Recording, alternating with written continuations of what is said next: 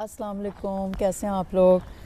आज आपके लिए एक केस है जो मैंने अपने हॉस्पिटल में देखा था और इसको मैंने आपके लिए बना लिया। बहुत ही कॉमन ये कंप्लेंट होती है जिसके साथ पेशेंट एडमिट होते हैं, तो उसे देख लेते हैं। केस नंबर 14 है, तो ये मैं आपको बताती हूँ।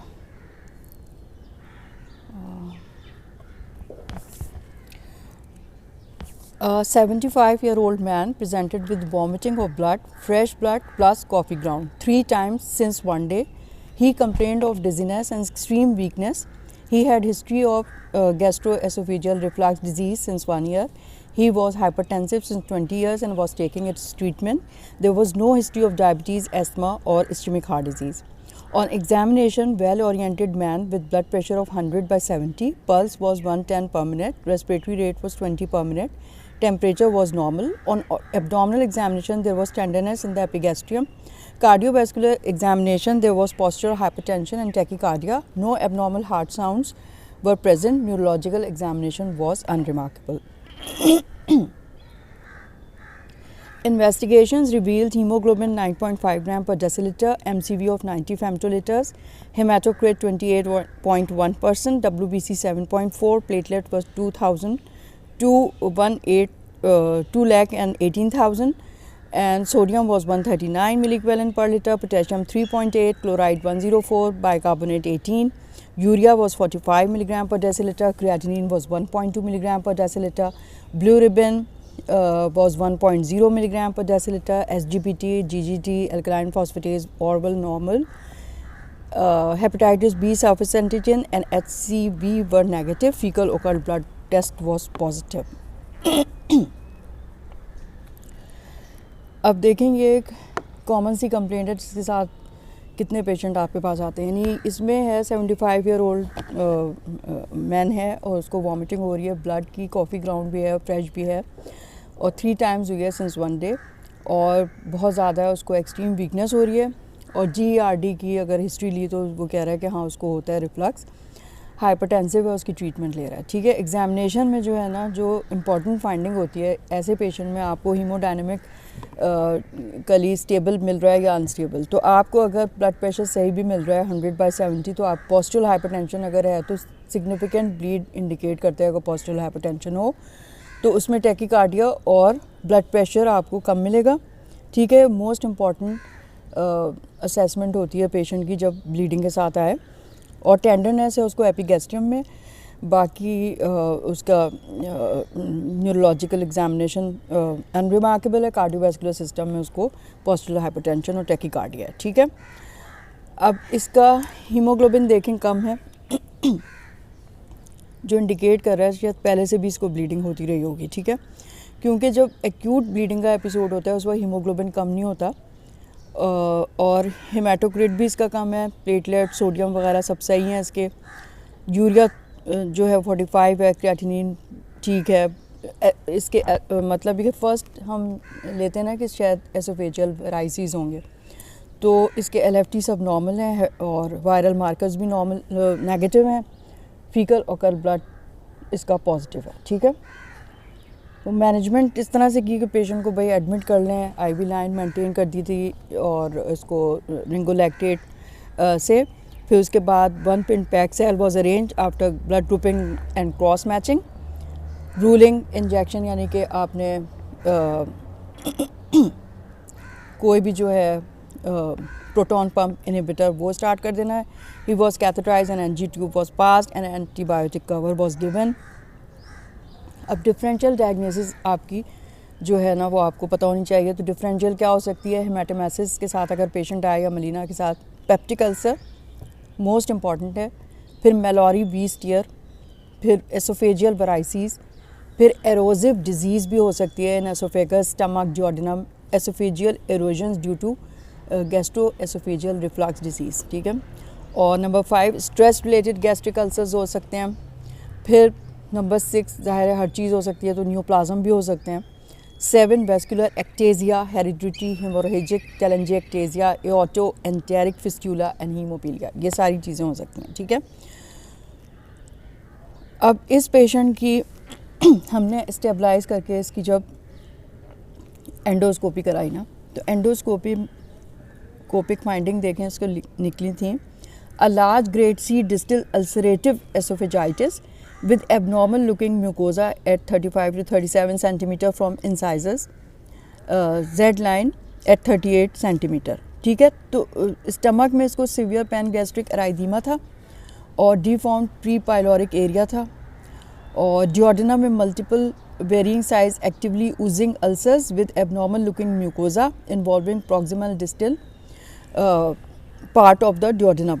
ठीक है, अच्छा यहाँ पे उन्होंने injection adrenaline was given, injected, haemostasis maintain, और डायग्नोसिस इसकी क्या हो गई कि अ लार्ज अल्सरेटिव एसोफेजाइटिस, यानी इरोजन्स थे उसमें, पैन गैस्ट्रिक एराइदीमा था, deformed pre pyloric area and pyloric canal, duodenal ulcer था उसको। ठीक है, तो ulcerative oesophagitis and duodenal ulcer with pan gastric erythema, इसकी डायग्नोसिस निकली। ठीक है, अब है कि how to approach a patient with haematemesis, ये मैंने आपके लिए लिखी है।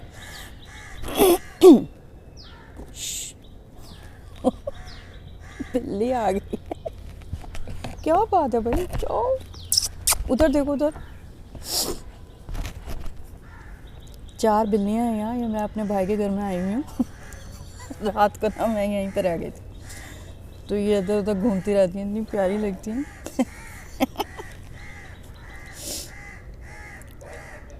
मेरी अम्मी इधर आई हुई हैं, तो मैं अम्मी के पास आ गई थी। अच्छा, measurement of blood pressure and heart rate is the best way initially to assess the patient with gastrointestinal bleeding. Clinically significant bleeding leads to postural hypertension, जैसे इस पेशेंट को हो रही थी.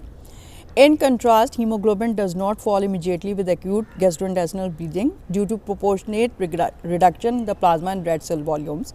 Thus, hemoglobin may be normal or minimally decrease on initial presentation of severe bleeding episode. तो हम अगर normal भी आए तो क्योंकि प्लाज्मा और रेड सेल वॉल्यूम वो भी कम हो रहा होता है, तो इसलिए हीमोग्लोबिन आपको नॉर्मल भी मिल सकती है.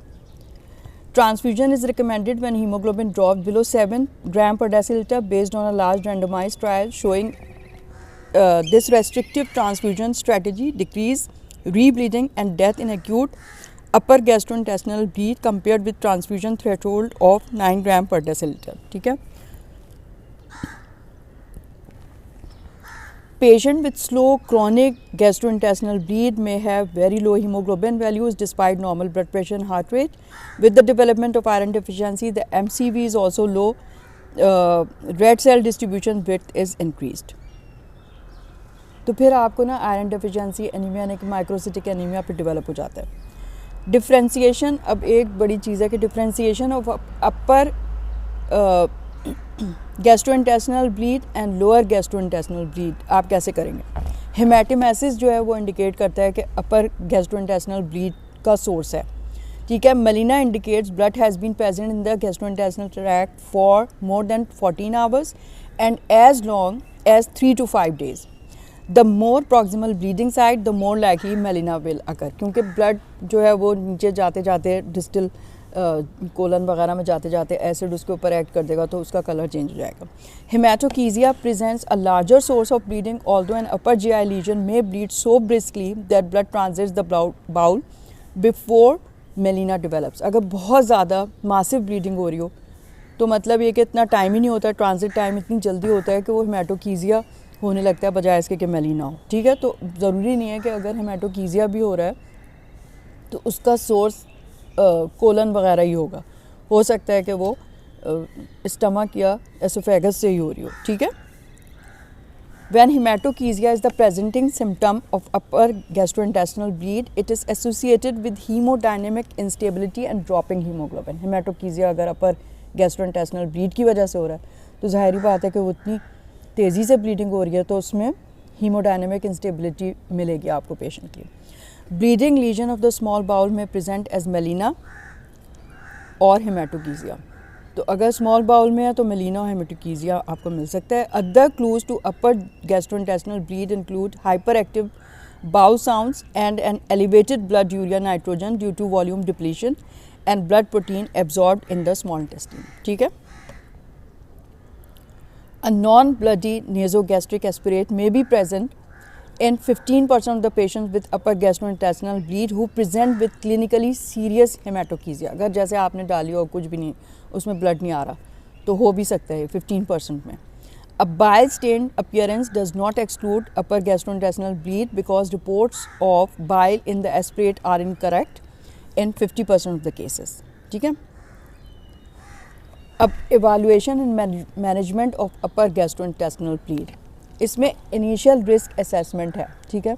तो उसमें आप क्या करेंगे, बेसलाइन कैरेक्टरिस्टिक प्रिडिक्टिव ऑफ री bleeding and death include haemodynamic compromise. सबसे पहले आपने देखना है, उसके लिए असेस करना है टैकीकार्डिया और hypotension. Number 2 increasing age. Number 3 comorbidities, अगर हैं एज ज़्यादा है और हीमोडायनेमिक इंस्टेबिलिटी है, यानी कि हाइपोटेंशन भी हो रहा है और टैकीकार्डिया भी है, तो ये रिस्क हाई रिस्क होगा. रिस्क असेसमेंट टूल्स में be use to identify patients with very low risk. मतलब आप डिफ्रेंशिएट कर लें कौन हाई रिस्क है कौन लो रिस्क है. Discharge from the emergency room with outpatient management has been suggested for patients with outpatient management has been suggested with a Glasgow Blatchford score 0 to 23 of 0 to 1 because only 1% of the patients who require transfusion require hemostatic intervention or die have a score of 0 to 1.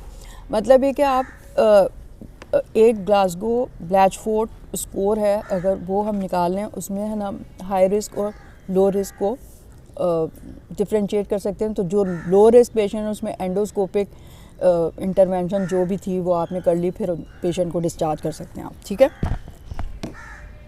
अच्छा, अब ये Glasgow Blatchford score है तो उसको कैसे आप calculate करेंगे. इसमें रिस्क फैक्टर एट एडमिशन जो है ना, उसमें आपने लेनी है 5 चीज़ें. एक है ब्लड यूरिया नाइट्रोजन, दूसरा है हीमोग्लोबिन, तीसरा है सिस्टोलिक ब्लड प्रेशर, चौथा है हार्ट रेट और 5वां है मेलिना. ठीक है. तो इसमें ब्लड यूरिया नाइट्रोजन, अब ना ये इन्होंने इसको मिलीग्राम पर डेसीलीटर में आपने कर देखा 18.2 to 22.4. ठीक है. अगर इतना आ रहा है तो आप 2 स्कोर देंगे. 22.4 से 28.0 में 3 देंगे. 28 टू लेस देन 70 में 4 देंगे एंड मोर देन 70 में 6. ठीक है. ये स्कोर उतना होगा. हमारे पेशेंट को 45 था ब्लड यूरिया नाइट्रोजन, तो उसका जो है ना 4 यहाँ पे स्कोर हो जाएगा. हीमोग्लोबिन अब देख लें, 12 लेस देन 13 अगर है तो 1 स्कोर हुआ, 10 और लेस देन 12 है तो 3 हुआ, और लेस देन 10 है तो 6 हुआ. तो वहाँ पे 4 था, हमारे पेशेंट का 9.5 है, यानी लेस देन 10, तो यहाँ 6 4 10 हो गए. ठीक है. सिस्टोलिक ब्लड प्रेशर 100 to 109 पे 1 देंगे, 90 to 99 को 2 देंगे और लेस देन 90 पे 3. ठीक है. तो हमारे पेशेंट का है 100, तो हमने 1 दे दिया. ठीक है. तो 11 हो गया इसका. हार्ट रेट मोर देन या इक्वल टू 100 पर मिनट आ रही है अगर हार्ट रेट, तो आप 1 देंगे. तो इसको हमने 1 दे दिया. ठीक है. तो कितना हो गया, 12 हो गया. मेलिना भी इसको हो रहा था तो 1, तो 13 हो गया इसको. सिनकोपी में आप 2 देंगे, हेपेटिक डिजीज़ अगर है तो 2 देंगे, कार्डियक फेलियर है तो 2. तो इसमें हमारे पेशेंट में नहीं है, तो 14 हो गया हमारे पेशेंट का score.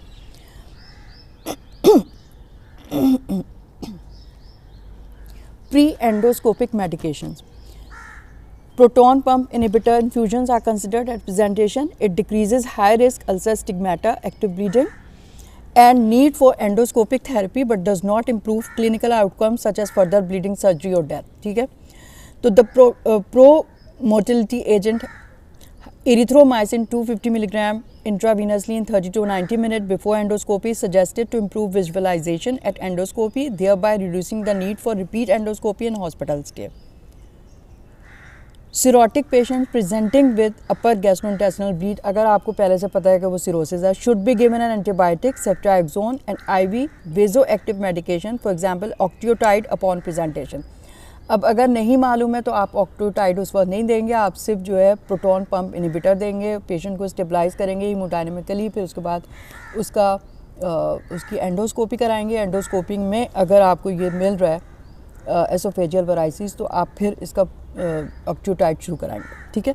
Antibiotic decrease bacterial infections, rebleeding. अब देखें आप क्यों दे रहे हैं एंटीबायोटिक, बैक्टीरियल इन्फेक्शन जो है वो उसको डिक्रीज करता है, री-ब्लीडिंग और मोर्टेलिटी, एंड वेजो एक्टिव मेडिकेशंस में improve control of bleeding in the 12 hours after presentation, ठीक है। इसलिए upper GI endoscopy should be performed within 24 hours in most patients hospitalized with upper gastrointestinal bleed, whether they have clinical features predicting low risk of further bleeding and death। मतलब ये low risk को high risk को आपने haemodynamically stable करके patient को करवानी है endoscopy.